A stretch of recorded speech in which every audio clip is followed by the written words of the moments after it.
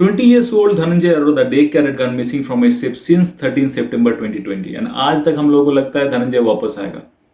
ये जो केस है ये या तो एक सुसाइड केस है या तो एक मर्डर केस है।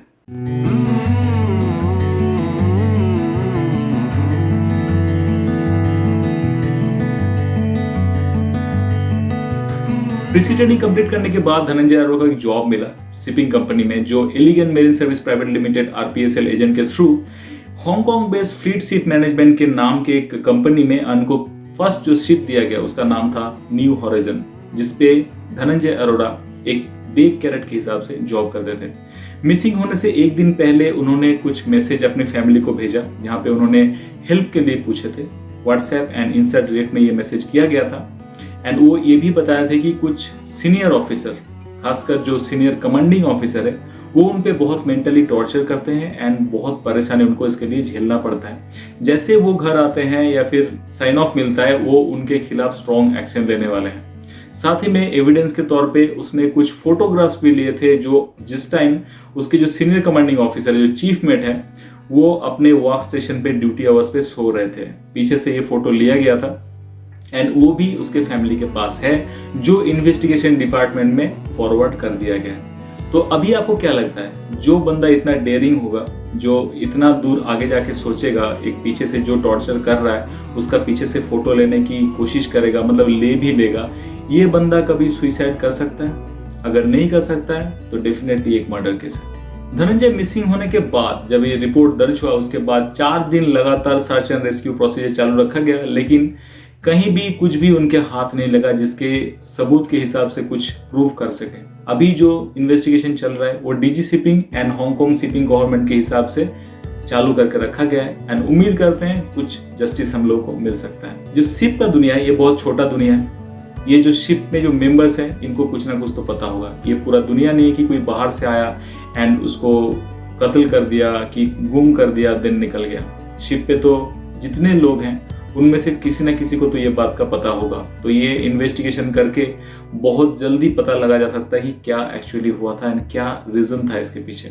जिस दिन मुझे ये न्यूज़ मिला, मैंने मेरा जो यूट्यूब कम्युनिटी है वहाँ पे एक पोस्ट डाला था एंड आप लोगों से रिक्वेस्ट किया था कि ये स्टोरी को जितना हो सके फैलाइए, शेयर कीजिए, क्योंकि ये स्टोरी बाहर आना चाहिए। ये स्टोरी आप देख रहे हैं अभी हर जगह पे, क्योंकि ये इस पे एक प्रूफ है। मतलब धनंजय कुछ मैसेज किया था जिसका स्क्रीनशॉट एक सबूत के तौर पे यूज किया जाता है। कुछ फोटोग्राफ्स उसने सेंड किया था जिसको आगे जाके काम लगा सकते हैं इन्वेस्टिगेशन डिपार्टमेंट। लेकिन मैं आपको कहता हूँ ये बात कि ये आप अभी ये धनंजय अरोड़ा को देख रहे हैं, लेकिन there are lots of Dhananjay Aroras out there in merchant navy जिसका कोई अता पता नहीं रहता है।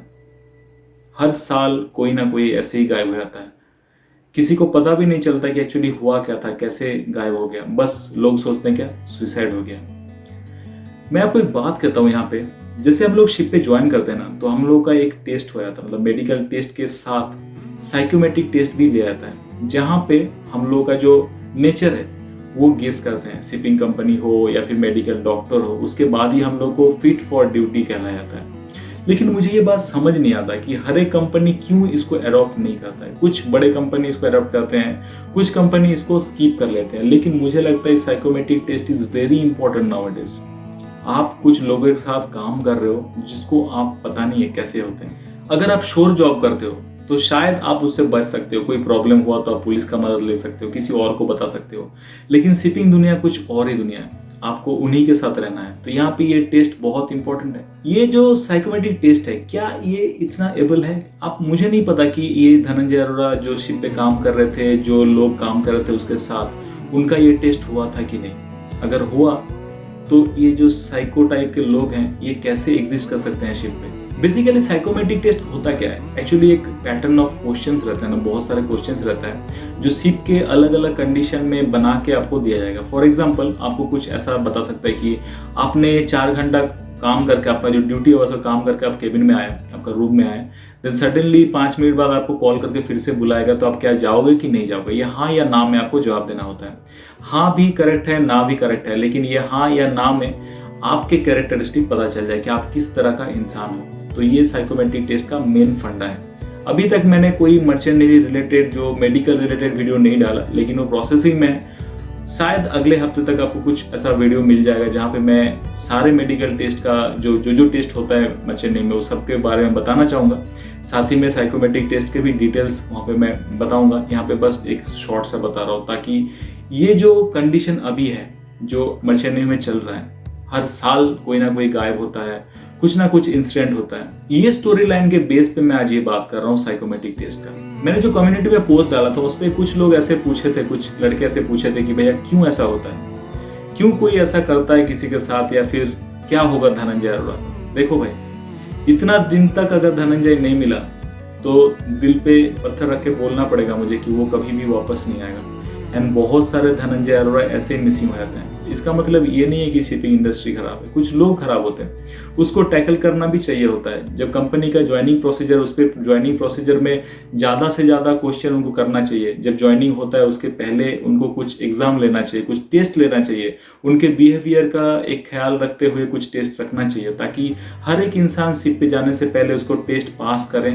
एंड एक मेंटली चैलेंज लोग, जो साइको लोग शिप पे ना जाएं, क्योंकि एक साइको लोग अगर जाते हैं तो सबके लिए भारी पड़ सकता है। तो ये बहुत इंपॉर्टेंट होता है। कैसे रोक सकते हैं अगर बोले तो यही मैं बताना चाहूँगी। इससे ज़्यादा मैं क्या कह सकता हूँ, बोलिए, मेरे पास भी कोई ऑप्शन नहीं है बताने का।